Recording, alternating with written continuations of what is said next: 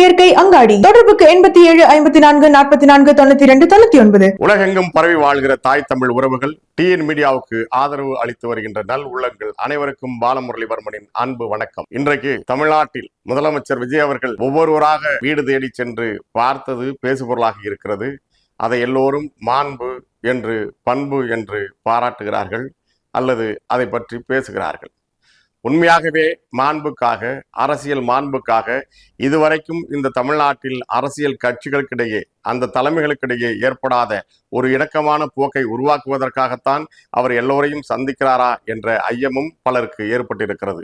ஏனென்றால் அதற்கு மிக அடிப்படையான காரணமாக தமிழ்நாட்டில் நடந்து முடிந்த தேர்தலில் 47 இடங்களை வென்றிருக்கிற அனைத்திந்திய அண்ணா திராவிட முன்னேற்ற கழகத்தின் பொதுச் செயலாளர் திரு எடப்பாடி பழனிசாமி அவர்களை இதுவரை விஜய் அவர்கள் சந்திக்கவில்லை.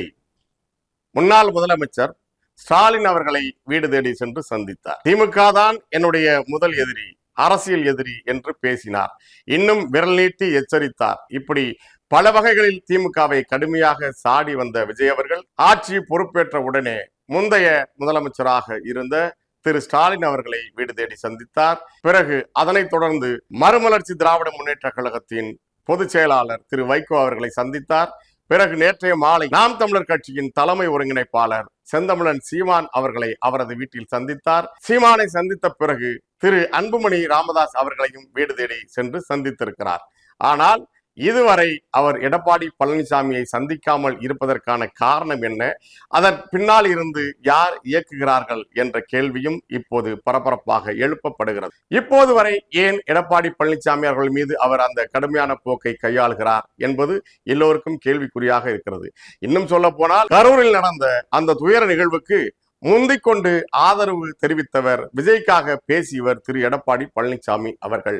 அதே போலவே தேர்தல் பரப்புரையின் போது, அவர்களுடைய பொதுக்கூட்டங்களின் போது தாவேகா கொடியை ஏந்தி நிற்பது போன்ற ஏற்பாடுகள் எல்லாம் செய்யப்பட்டது. உண்மையாகவே தாவேகாவினர் நிற்கவில்லை, அதிமுகவே அதை செய்ததாகவும் அப்போது பேசப்பட்டது. ஆனால் இதுவரை இவர் ஏன் எடப்பாடி பழனிசாமியை புறக்கணிக்கிறார் என்ற கேள்வி எதிலிருந்து தொடங்குகிறது என்றால், இப்போது அவர்கள் ஆட்சி அமைப்பதற்காக சட்டமன்றத்திற்கு 118 பேர் தேவைப்படுகிறது என்று ஆளுநர் குறிப்பாக குறிப்பிட்டதற்கு காரணமாக அது தேவை என்கிற அடிப்படையில் காங்கிரஸோடு மற்றும் விடுதலை சிறுத்தைகள், கம்யூனிஸ்ட் கட்சிகளோடு அவர் கூட்டணி அமைத்திருக்கிறார். அவர்கள் ஏற்கனவே மதச்சார்பற்ற முற்போக்கு கூட்டணியை சேர்ந்தவர்கள் தான் என்றாலும் அந்த அவசர தேவைக்காக, நெருக்கடிக்காக அவர்களுடைய ஆதரவை பெற்றிருந்தாலும் கூட ஏற்கனவே எல்லாராலும் சந்தேகப்படுகிற நிலையில் பாரதிய ஜனதா கட்சி தான் இவரை உருவாக்கி வளர்த்தெடுக்கிறது, அவருக்கு பின்னால் இருந்து இயக்குகிறது என்று பலரும் தொடர்ந்து பேசி வந்திருக்கிறார்கள். அது கட்சி தொடங்கிய காலத்திலிருந்தே இருக்கின்ற ஒரு ஐயம். அது இப்போது உண்மையாகிறதோ என்ற கேள்வி ஏன் தொடர்ந்து வலுவாகிறது என்றால், எல்லா கட்சிகளுக்குள்ளும் ஒவ்வொரு பிரிவு இருக்கும். இளைஞர் அணி இருக்கும், மகளிர் அணி இருக்கும், தகவல் தொழில்நுட்ப அணி இருக்கும், எல்லா அணிகளும் இருக்கும். ஆனால் அனைத்து இந்திய அண்ணா திராவிட முன்னேற்ற கழகத்தில் மட்டும்தான் பாரதிய ஜனதா அணி என்ற ஒன்று உள்ளேயே இயங்கிக் கொண்டிருந்தது, நீண்ட காலமாக இயங்கிக் கொண்டிருக்கிறது. அது இப்போது வெளிப்படையாக எல்லோருக்கும் தெரிந்த ஒன்றாக மாறி இருக்கிறது. 47 சட்டமன்ற உறுப்பினர்களில் 17 சட்டமன்ற உறுப்பினர்கள் மட்டும்தான் சட்டப்பேரவை அதிமுக குழு தலைவராக திரு எடப்பாடி பழனிசாமி அவர்களுக்கு ஆதரவாக கடிதம் கொடுத்திருக்கிறார்கள். மீதமுள்ள 30 சட்டமன்ற உறுப்பினர்கள் திரு SP வேலுமணி அவர்களை அதிமுகவின் சட்டப்பேரவை குழு தலைவராக பரிந்துரை செய்து கடிதம் கொடுத்திருக்கிறார்கள். இதை பின்னால் இருந்து இயக்குவது திரு CV சண்முகம். 36 சட்டமன்ற உறுப்பினர்கள் திரு CV சண்முகம் அவருடைய கட்டுப்பாட்டில் இருக்கிறார்கள் என்று தேர்தல் முடிந்த நாளிலிருந்தே எல்லாராலும் அறியப்பட்ட ஒன்றாக இருக்கிறது. ஆனால் CV சண்முகம் என்பவர் யார்? CV சண்முகம் என்பவர் பாரதிய ஜனதாவுக்காக வேலை செய்கிறார். SP வேலுமணி அவர்கள் யார்? அவரும் பாரதிய ஜனதாவின் அனுதாபி. இந்த நேரத்தில் தேர்தலில் கொங்கு மண்டலத்தில் எடப்பாடி அவர்களின் பகுதியில் அதிமுக தோல்வியுற்றதும், அதே நேரம் வடக்கு மாவட்டங்களில் திரு CV சண்முகம் அவர்களுடைய பகுதிகளில், வடக்கு மாவட்டங்களில் அனைத்து இந்திய அண்ணா திராவிட முன்னேற்ற கழகம் பல வெற்றிகளை பெற்றிருக்கிறது. அதற்கு காரணம் அவர்கள் பாட்டாளி மக்கள் கட்சியின் அன்புமணியின் பிரிவோடு சேர்ந்து கூட்டணி அமைத்ததுதான் என்று வலுவாக நம்பப்படுகிறது. உண்மையாகவே அந்த வாக்குகள் சிதறாமல் அந்த பெரும்பான்மை சமூகத்தை சேர்ந்த மக்கள் அதிமுக கூட்டணிக்கு வாக்களித்திருக்கிறார்கள். அதனால் இப்போது CV சண்முகம் அவர்களின் கை மேலோங்கி இருக்கிறது என்றும் பேசப்படுகிறது. எப்படி ஆகினும் பாரதிய ஜனதா கட்சி தான் இங்கே அதிமுகவை கபலீகரம் செய்கிறது, அதிமுகவை அழிக்கப் போகிறது, அதற்கான திட்டங்களை நிறைவேற்றி கொண்டிருக்கிறது என்று வலுவாக சொல்லிக் கொண்டிருந்த அந்த நிலை இப்போது வெளிப்படையாகவே பூனைக்குட்டி வெளியே வந்து விட்டது என்று வழக்கத்திலே சொல்வார்கள் இல்லையா? அதுபோல இப்போது அந்த அதிமுகவை சுக்குநூறாக உடைக்கிற அந்த வேலையை மீண்டும் பாரதிய ஜனதா கட்சி செய்கிறது என்பது அம்பலமாகி இருக்கிறது. இதை ஒட்டி என்ன நடக்கலாம் என்று அரசியல் பார்வையாளர்கள் கருதுகிறார்கள் என்றால், தமிழக வெற்றி கழகத்திற்கு தங்களுடைய ஆதரவை வழங்கி அமைச்சரவையில் பங்கேற்கலாம் என்று திரு சி.வி. சண்முகம் தரப்பு எடப்பாடி பழனிசாமி அவர்களிடம் சொன்னதாகவும், தேர்தலுக்கு முன்பு தமிழக வெற்றி கழகத்திற்கு ஆதரவு அல்லது கூட்டணி என்ற மனநிலையில் இருந்த திரு எடப்பாடி பழனிசாமி அவர்கள் அதன் பிறகு தன் போக்கை மாற்றிக்கொண்டு இவர்கள் வைத்த கோரிக்கையை அவர் ஏற்கவில்லை என்று சொல்லப்படுகிறது. அதனால் இவர்கள் அனைவரும், அந்த 30 சட்டமன்ற உறுப்பினர்கள் அனைவரும் தமிழக வெற்றி கழகத்திற்கு ஆதரவு தருவதற்கு தயாராக இருக்கிறார்கள். ஆனால் தமிழக வெற்றி கழகம் அந்த சட்டமன்ற உறுப்பினர்கள் தங்கள் பதவியை, தங்களுடைய வெற்றியை, தங்களுடைய சட்டமன்ற உறுப்பினரை பதவி விலகிவிட்டு மீண்டும் தேர்தலை விசில் சின்னத்தில் சந்தித்து தங்களுடைய கட்சியாக, தங்களுடைய பலமாக ஆக வேண்டும் என்று எதிர்பார்ப்பதாகவும், அதற்கு திரு எஸ்.பி. வேலுமணி அவர்களும் திரு சி.வி. சண்முகம் அவர்களும் மறுத்துவிட்டு அதிமுகவில் நீடித்தபடியே தாவேகாவுக்கு ஆதரவு தருவதற்காக தயாராக இருக்கிறார்கள் என்றும் சொல்லப்படுகிறது. இதைத்தான் நீண்ட நெடுங்காலமாக நாம் சொல்லி வருகிறோம். பாரதிய ஜனதா கட்சி தான் தாவேகாவை உருவாக்கி இருக்கிறது, திரு விஜய் அவர்களை இயக்குகிறது. இது இப்போது அல்ல, நீண்ட நெடுங்கால திட்டம் என்று சொல்லி வந்தோம். அப்போதெல்லாம் சிலர் இந்த மேலோட்டமாக மேற்பரப்பிலே நிகழ்கின்ற நிகழ்வுகளை வைத்து அரசியலை பேசுகின்றவர்கள், செய்தித்தாள்கள் சொல்கின்ற அல்லது அரசு தரப்பு சொல்கின்ற செய்திகளை உள்வாங்கி கொண்டு பேசுகிறவர்கள் சொன்னார்கள், காங்கிரஸோடு கூட்டணி அமைக்கிறாரே, அவர் எப்படி பாரதிய ஜனதாவால் இயக்க முடியும் என்று கேட்டபோது கூட, பாரதிய ஜனதா வேறு, காங்கிரஸ் வேறு அல்ல, நீங்கள் எல்லோரும் அதை நம்புகிறீர்கள் என்று நாம் சொல்லியிருந்தோம். அதுதான் இன்றைக்கு நடக்கிறதா? உண்மையாகவே பாரதிய ஜனதா கட்சியின் அழுத்தத்தோடு, அதனுடைய ஆதரவோடு அனைத்து இந்திய அண்ணா திராவிட முன்னேற்ற கழகத்தை சேர்ந்த அனைவருமே வலுவாக நடைபெற வருகின்ற மே 13ஆம் நாள் 13/5/2026 அன்று சட்டப்பேரவையில் நடக்க இருக்கின்ற நம்பிக்கை வாக்கெடுப்பின் போது இந்த அனைத்து இந்திய அண்ணா திராவிட முன்னேற்ற கழகத்தின் பாரதிய ஜனதா அணி இந்த தாவேகாவுக்கு ஒட்டுமொத்தமாக ஆதரவை நல்க போகிறதா, அதற்காகத்தான் இந்த ஏற்பாடுகள் நடக்கிறதா என்பதும் கூர்ந்து கவனிக்கப்படுகிறது.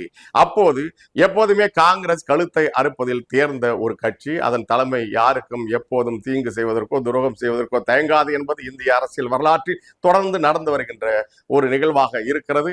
அதே போலவே மதச்சார்பற்ற முற்போக்கு கூட்டணியில் பங்கேற்றிருக்கிற இந்த கட்சிகள் ஸ்டாலின் அவர்களால் இயக்கப்படுகின்றன. எனவே இந்த கூட்டணி தொடர்ந்து நீடிக்குமா, ஆட்சி நீடிக்குமா, அல்லது இடையிலேயே கலைக்கப்படுமா, மறுபடியும் தேர்தல் கொண்டு வரப்படுமா என்ற கேள்விகள் எல்லாம் தொடர்ந்து இருந்து வருகிறது.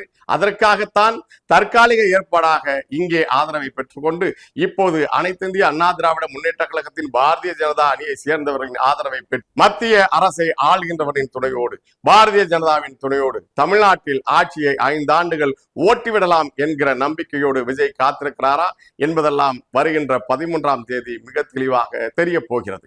ஆனாலும் எப்படியாகினும் உண்மையாகவே மாண்புக்காகத்தான் இவர் எல்லா அரசியல் கட்சி தலைவர்களையும் சந்தித்தார் என்பது உண்மையானால் அவர் மரியாதைக்குரிய எடப்பாடி பழனிசாமி அவர்களை சந்தித்திருக்க வேண்டும். அப்போது அவரை புறக்கணிப்பதன் மூலமாக தன்னுடைய முதலாளிகள் இடுகிற கட்டளைக்குத்தான் திரு விஜய் அவர்கள் வேலை செய்கிறார், அங்கிருந்து வருகின்ற அழுத்தங்களுக்கும் உத்தரவுக்கும் பணிந்து அவர் எடப்பாடி பழனிசாமி அவர்களை புறக்கணிக்கிறார் என்பதாகத்தான் புரிந்து கொள்ளப்படுகிறது.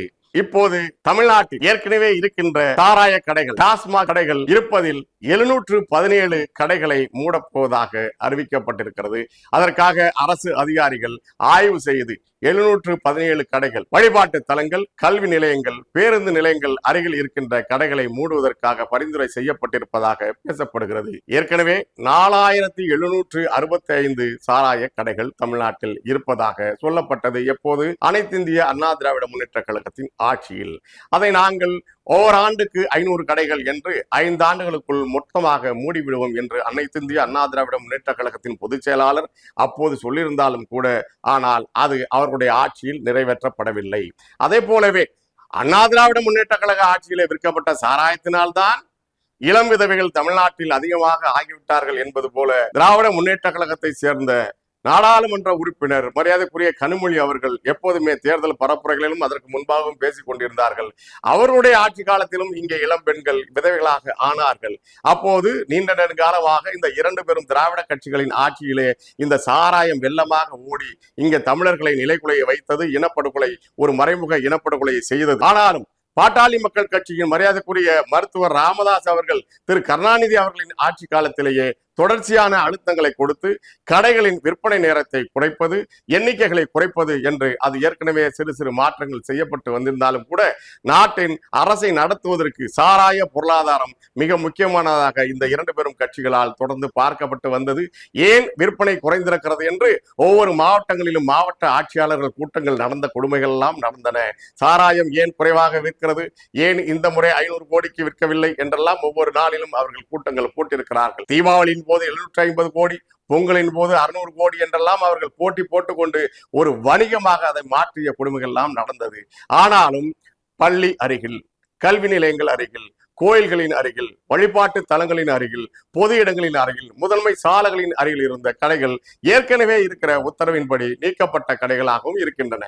1-2 நீக்கப்படாமல் இருந்திருக்கலாம்.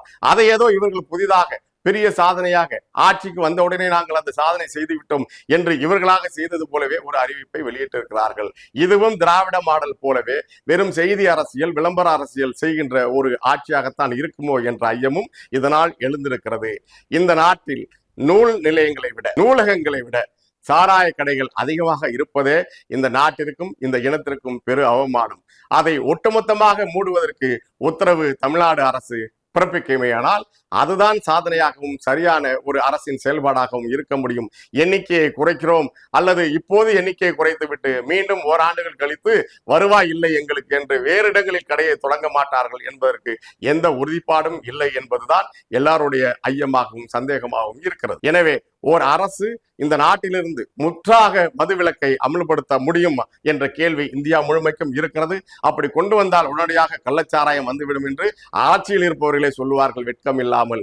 கள்ளச்சாராயம் வந்துவிடும் என்று சொல்வதற்கு ஒரு ஆட்சி, ஒரு அரசு, ஒரு காவல்துறை, இத்தனை சட்டங்கள் எதற்கு என்ற கேள்வியும் உடனடியாக எழுகிறது. அப்போது நீங்கள் எதை கட்டுப்படுத்துவீர்கள்? இப்போது நான் போதைப் பொருளை முற்றிலுமாக ஒழிப்பேன் என்று அதற்காக நடவடிக்கை எடுக்கப்பட்டிருப்பதாக சொல்லப்படுகிறது. போதைப் பொருள் என்பது என்ன? எந்தெந்த போதைப் பொருள்கள்? அப்போ மது போதையில் வருமா வராதா? மாற்று ஏற்பாடாக நீங்கள் உடனடியாக ஏன் கள்ளுக்கடைகளை திறக்கக்கூடாது? இப்படியான கேள்விகள் எல்லாம் தமிழ்நாடு அரசின் முன் இருக்கிறது. எனவே செய்வதை திருந்த செய். உண்மையாகவே உளப்பூர்வமாக நாம் மக்களுக்காக ஒரு திட்டத்தை, மக்களுக்காக ஒரு நலனை கொண்ட ஒரு திட்டத்தை செயல்படுத்துகிறோம் என்றால் முற்றிலுமாக மதுவிலக்கு இங்கே அமல்படுத்தப்படுமா?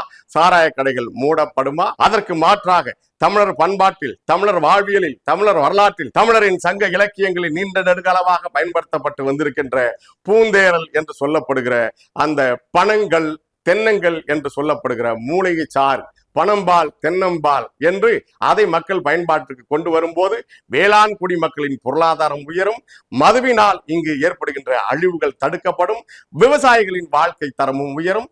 நீங்கள் உங்கள் உடல் உழைப்புக்கான ஏற்ற மருந்தாக அதன் பயன்படும்.